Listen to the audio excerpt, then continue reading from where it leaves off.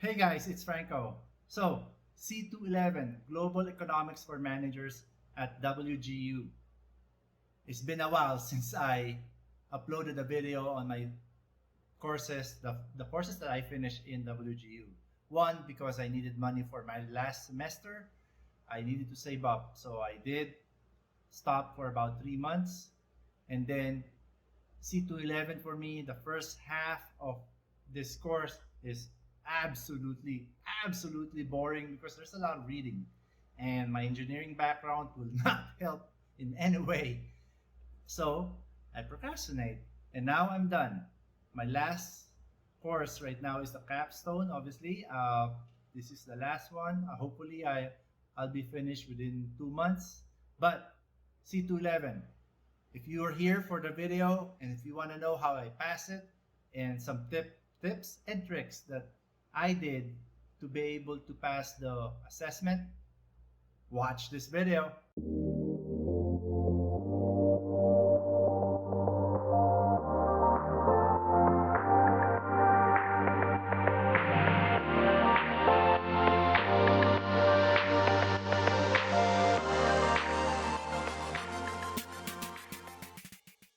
All right. Primarily, I want to explain this while you guys are looking at the PC or what I'm looking at on the screen. But as always, I told you if you're on higher level classes, you need to do your own notes, whether they require my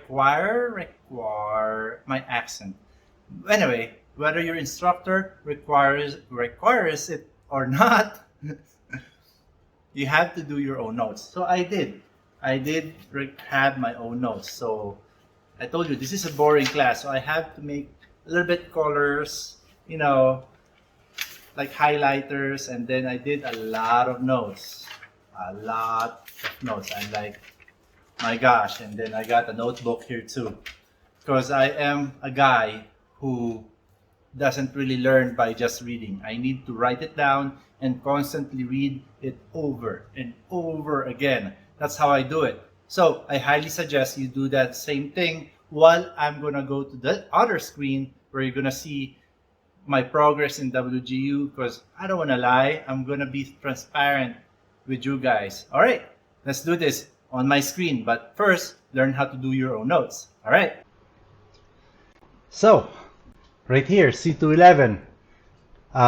You're in the WGU webpage right now if you don't know, and let's go to assessment. So I'll prove you that I actually passed the test. So like I said, I passed the OA on August 14th.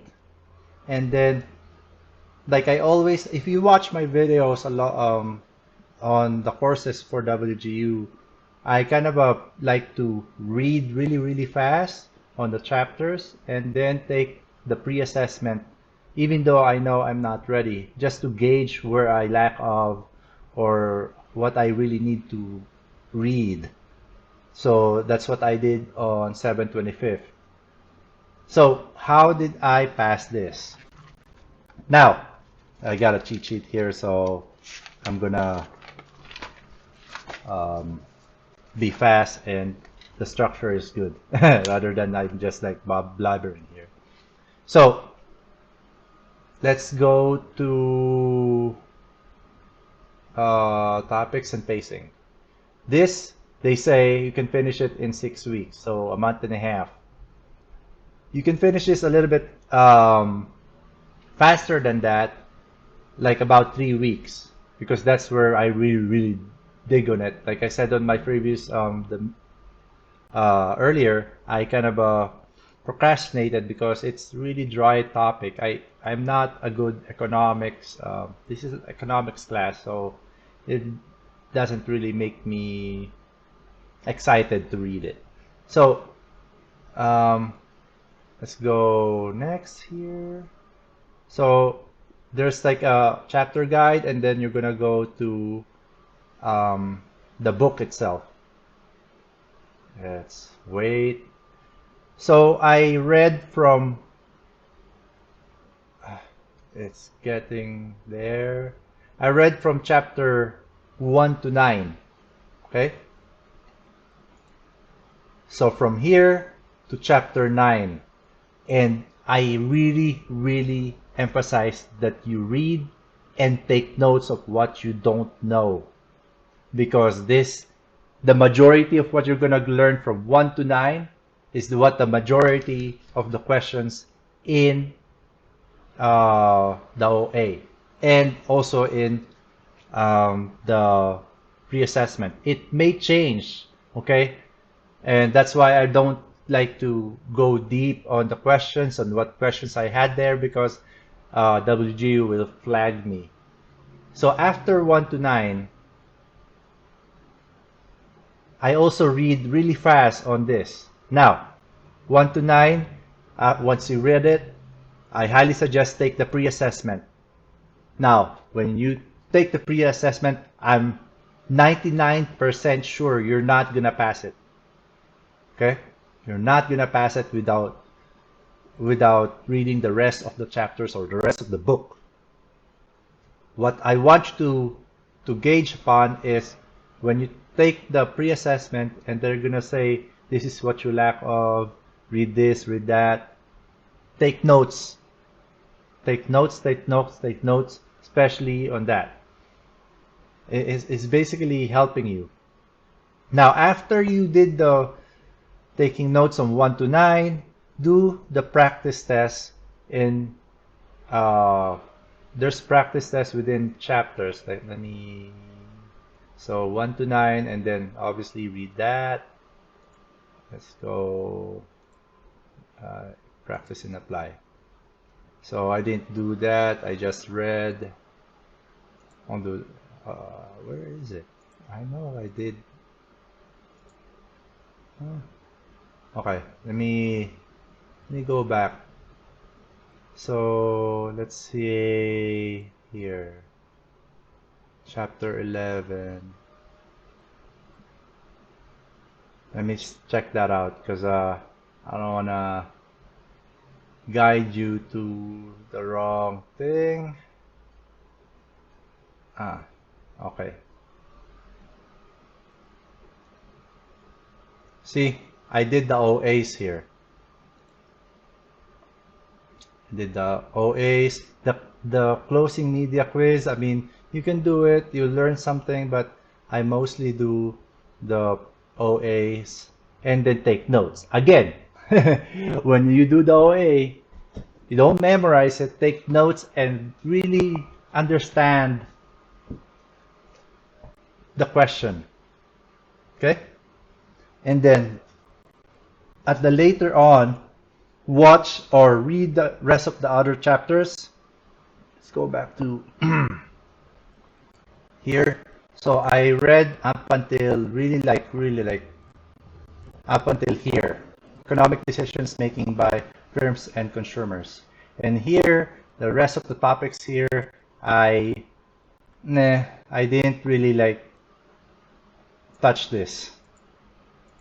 I browsed through it and maybe took one OA practice here and there, but I really didn't do anything as far as I did as chapters 1 to 9 or up until this mark right here. That's why you notice I got 0, 0, 0, 0, and I got 1 here, because that's where I'm like pushing it, like really like reading and doing the OAs, the practice OA stuff. And then focus on the supply and demand curve. The other 40% of the questions, that's a little bit harder and it's not memorization. You need to really understand the supply and demand curve. Some questions about average total cost, constant return scale, and equilibrium curve questions. So this, really dive into it. Now there's one question here on the pre-assessment that's also similar to what the OA has. Let me just go here so you guys know why. While it's reading, I'll tell you. So questions like, what is the relationship between total and marginal cost? It will really explain there on the other chapters aside from 1 to 9. And then harder questions for me, it's hard. Like if a farmer sells wheat in a perfectly competitive market, which action should the farmer take to maximize profits? Those are the questions that you need to know and how to answer them. And then, what else? So, like I said, when you got to a point where you're reading the supply and demand curve, you're gonna know which condition applies when a competitive firm decides to temporarily shut down. That's explained on your the chapter where you learn the supply and the demand curve. So you need to know that, and then the equilibrium topic. So in this degree plan, um, like I said, I already finished this. So I'm not, the only thing that I'm thing is the capstone. So I hope this helps for you. This helps. Like I said, read chapters, read 1 to 9, and really dig into it, and then take the assessment, the pre-assessment, and then take notes. There's little quizzes like what I showed you earlier.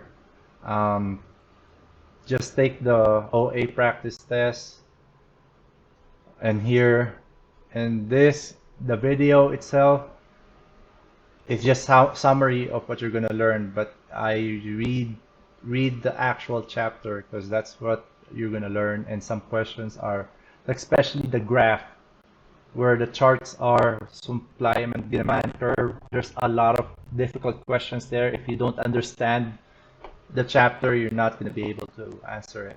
All right.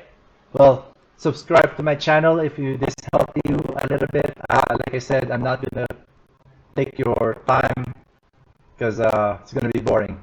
All right. See you guys. Subscribe, like, ask me some questions if you want.